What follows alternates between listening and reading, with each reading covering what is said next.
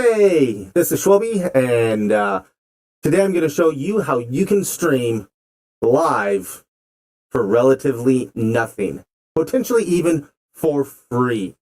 That's right, free.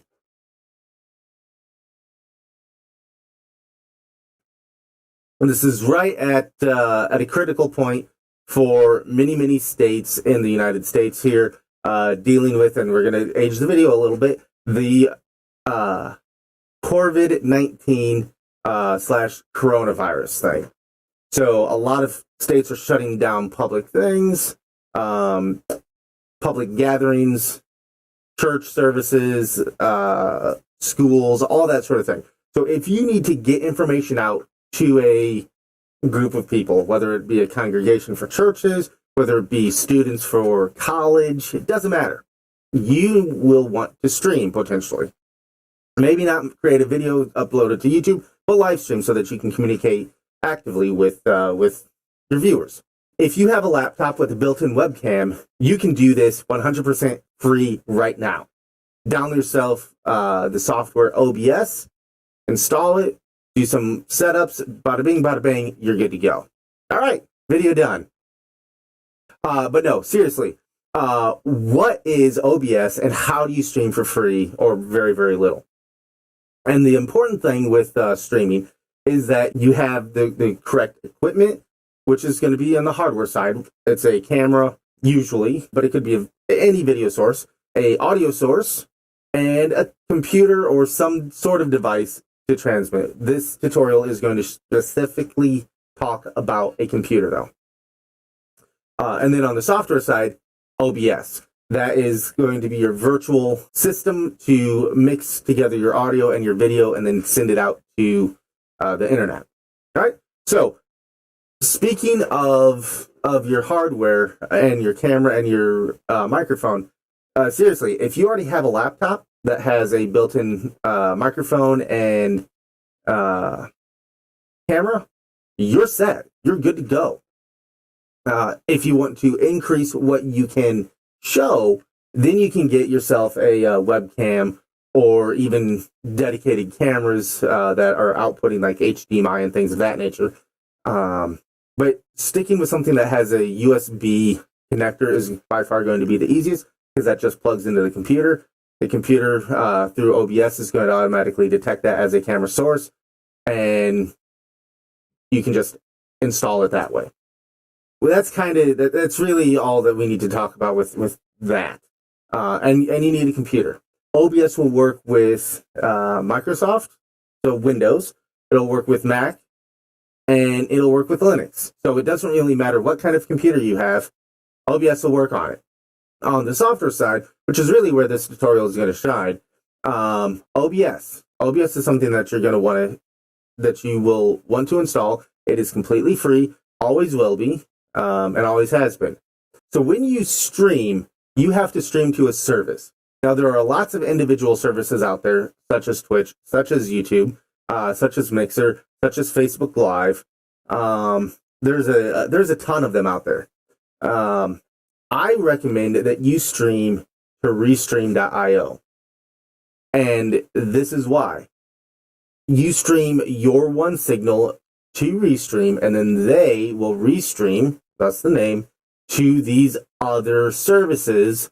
For the church that I help out, we stream to both Twitch and YouTube simultaneously. For the live viewing, most of our viewers come from Twitch.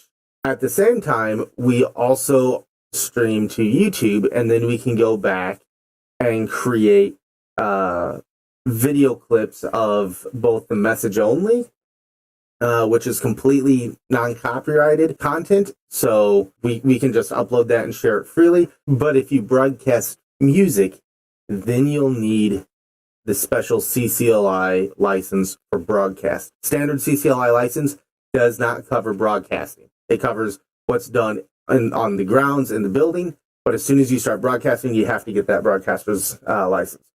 But you don't need that software or that license if you're not doing music. If it's just a message that you want to send out, that's completely content free. You don't have to have the CCLI license for that. Okay. And like I mentioned, there's a whole host of other soft broadcasting solutions here as well. And you can do all of them if you wanted to. The only catch is you have to have an account for Restream, and then you have to have an account for each of the other services. So I manage a Twitch account, a YouTube account, and a Restream account, all for the Sunday morning service that we stream. Now, the rest of this is pretty much going to be an OBS. So let's go ahead and take a look at that now. Now, this is going to be very similar to what you would see when you create or when you install OBS for the very first time. You're going to get a scene with 0 sources, and like, what do I do now? Add a source. So let's do a camera. That's going to be a video capture device. So we'll go ahead and just leave that as the name. And then, hey, here I am. Ta-da! Drag this to make it full, and then I lock it so that I don't accidentally edit it.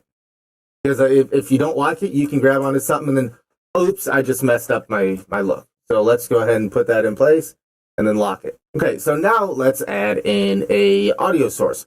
Now there's 2 audio sources here that you have listed: audio input and audio output. Now an audio input is going to be something such as a microphone or an external source like your soundboard. An audio output is going to be something such as a video being played locally on your computer. Basically anything that you would hear through headphones or speakers. This is driving me absolutely insane. So I'm going to go to transform. Oh yeah, because I locked it, I can't edit it. So unlock it, transform. I'm just going to flip horizontal. And hey, now I actually have a video how I like it. Okay. So you will come down here to audio capture, and we'll just call it audio input. And when we do this, I will use the voice mod, virtual. Okay, now that I do that, now you can see the meter moving as I'm talking. And yeah, so now when we added the video, it created another audio source down here for you. You can simply just right click that and hit hide. Ta-da, nice and easy.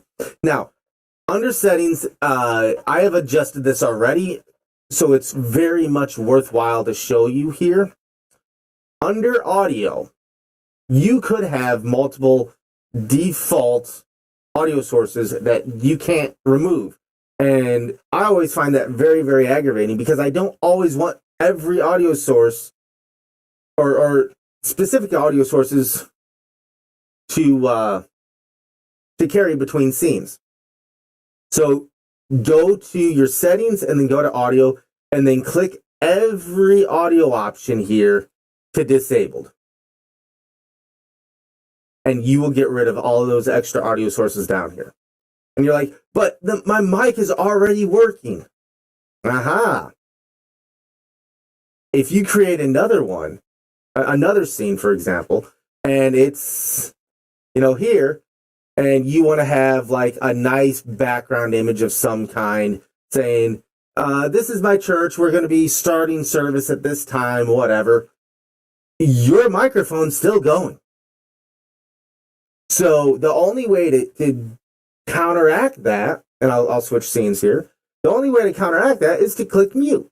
Okay, so now I'm not hearing my microphone. Fantastic, great. Well, now I go to start my sermon or start my video game session or whatever, and it's still muted. And so now I'm just... And no one can hear you because your source is muted. Okay? So that is a huge major pet peeve of mine with OBS, that it just automatically says, hey, take these sources and input them in. So I build every audio source individually for the scene, and then that way I can take them out if I need, or I can leave them in if I want. Because your audio doesn't change if you change scenes, and you have that same audio source in each one of those scenes that you change. So you're not going to hurt anything, but you are going to increase your capabilities by not having that audio source in every scene as a requirement. And this way, you don't have to have that source in every scene.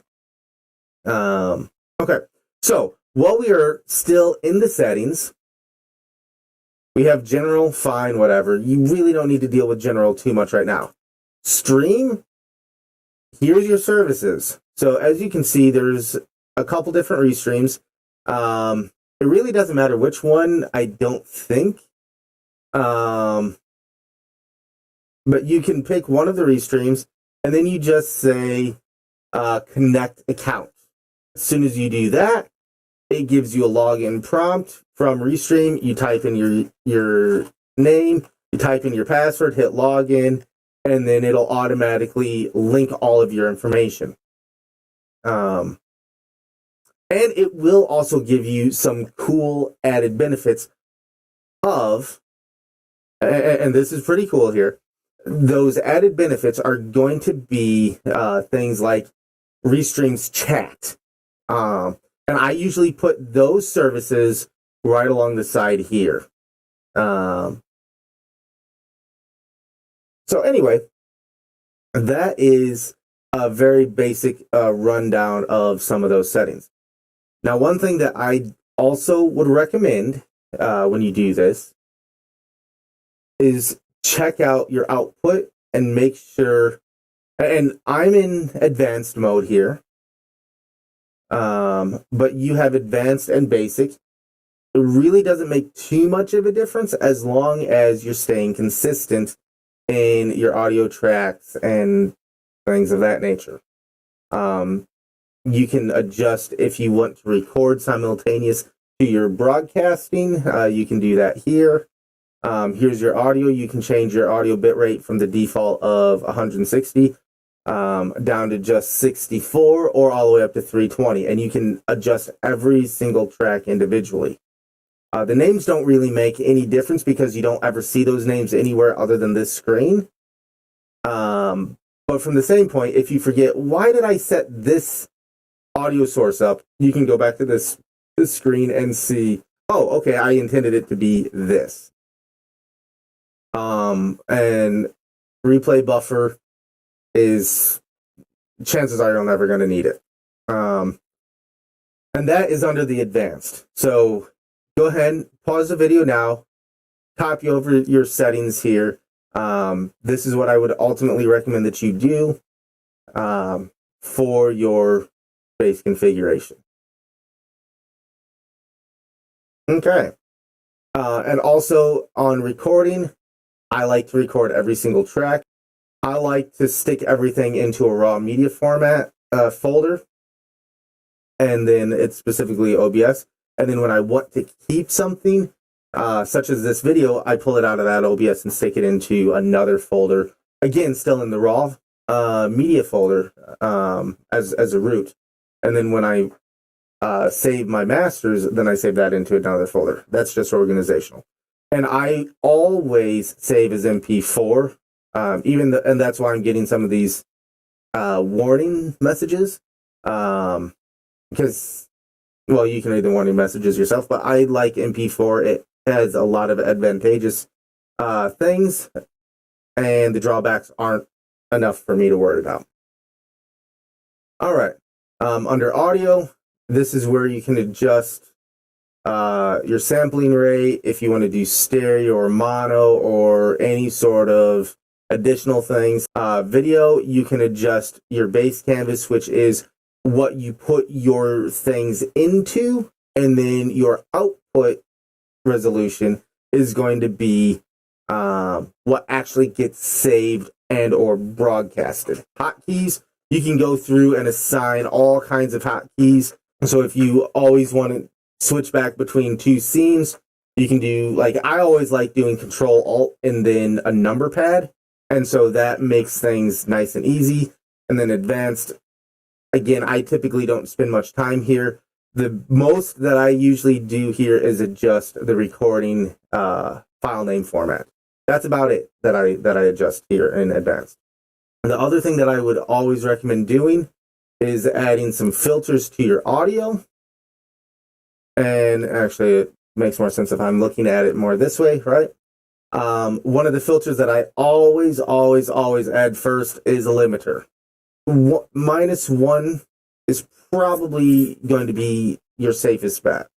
And then I always change my my release down to 1 millisecond.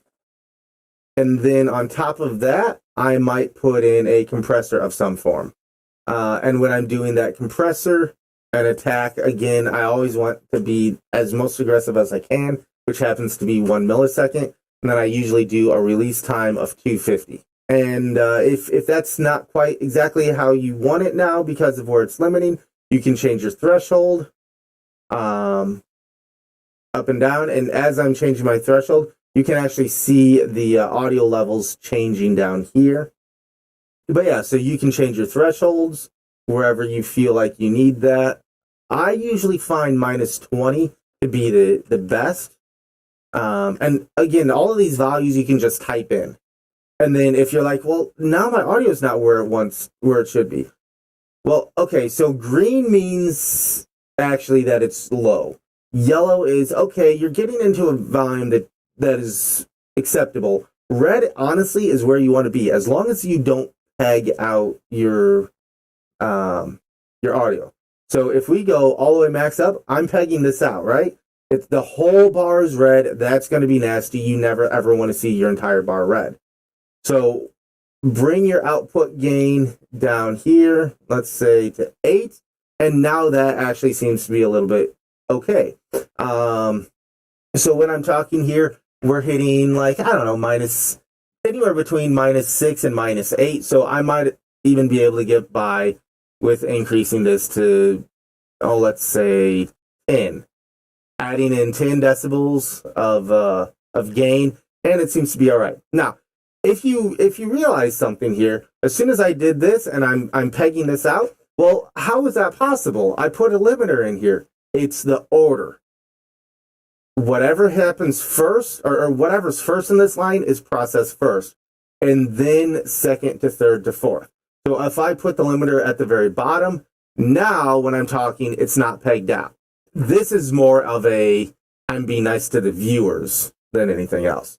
So when you're doing this, you definitely want to have that limiter as the very bottom thing in your chain. When you're standardly talking, you want it to be in the red. Or doing anything, you want it to be in red. It sounds counterintuitive, but you want it in red. It's when it goes the entire bar red that's bad. And those are the two things that I would put on for sure. On top of that, I would potentially put on this gate noise. And I want to put the gate noise up at the very top. And so what the gate, or excuse me, I keep saying gate noise, it's the noise gate. And what the noise gate is going to do is, if there's a lot of background noise and there's a silent time period, your mic's going to pick up that background noise, and you may not want that. And that's what the noise gate's going to do.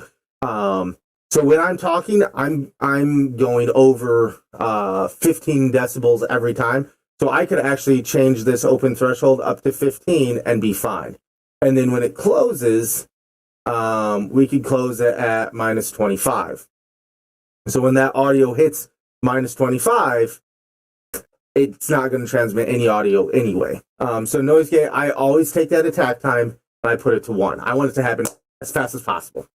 Make it happen. Hold time, again, I'd like to have the hold time and the release time at 250 milliseconds. So the hold time here is going to keep things at that level for 250 seconds without doing anything. It's just going to hold it. And then the release is when it releases that hold back to what it would have been pre-processing. So I like to put that noise gate here. Well, actually, I like to have the noise gate immediately above the limiter. So limiter is always the bottom. Noise gate is always the second to bottom. And then you can stack your other options through there. But the compressor, noise gate and limiter are usually the only things that I ever put on. And if you are taking your audio from a soundboard, theoretically, you should already have all your compression being processed through that soundboard, and you're just taking an output. And the same with the noise gate. At that point, I would only put on a limiter, and again, that is simply a just in case. I'm being nice to my viewers. At that point, though, again, from a soundboard, I would consider putting this to a minus 0.1 instead of a 1.0. So how do you, again, I've mentioned soundboards. So you have auxiliary sends.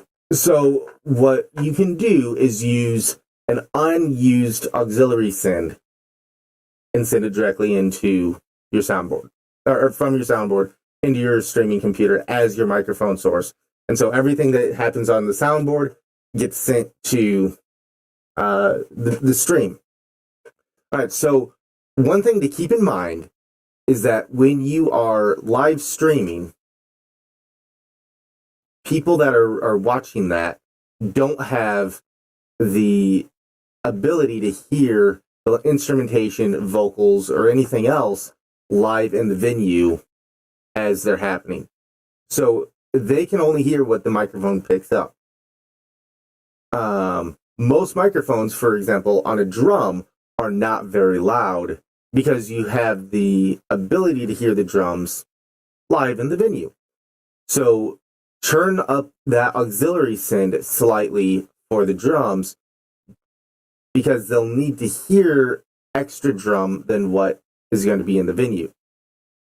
Likewise, if you have a timid singer that doesn't have a very loud voice, you might be cranking that microphone up really, really high in the venue, but you don't necessarily need it that high for the recording, broadcasting side.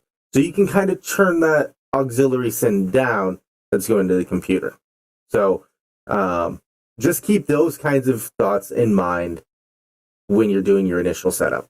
And that's why I like to put it on an auxiliary send and not just tap off from the from a main feed. You're just taking a feed from the soundboard into the computer as a mic input. A mic input is a single line, a positive send and a negative return.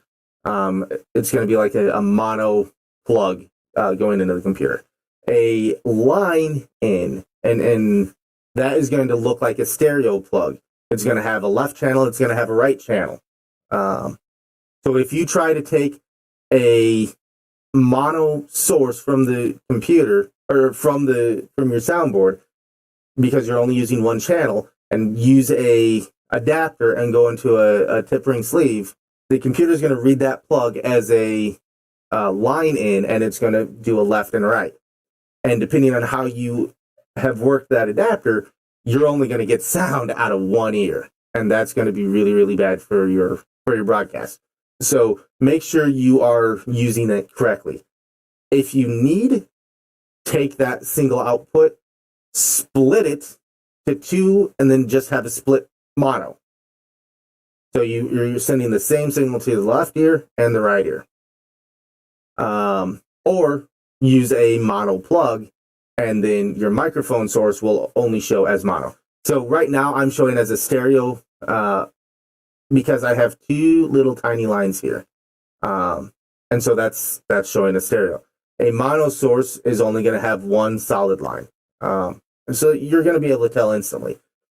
All right. Well, hopefully you found this little tutorial very educational for you and useful. If you did, I would really appreciate if you hit that subscribe button, hit that like button there, and share the video with others who you think might enjoy this as well. Get some value out of it. And if you have questions, leave a comment below, and I read every comment. Let me know, and we'll go from there. All right. Thank you so much. Have a good one. Bye now.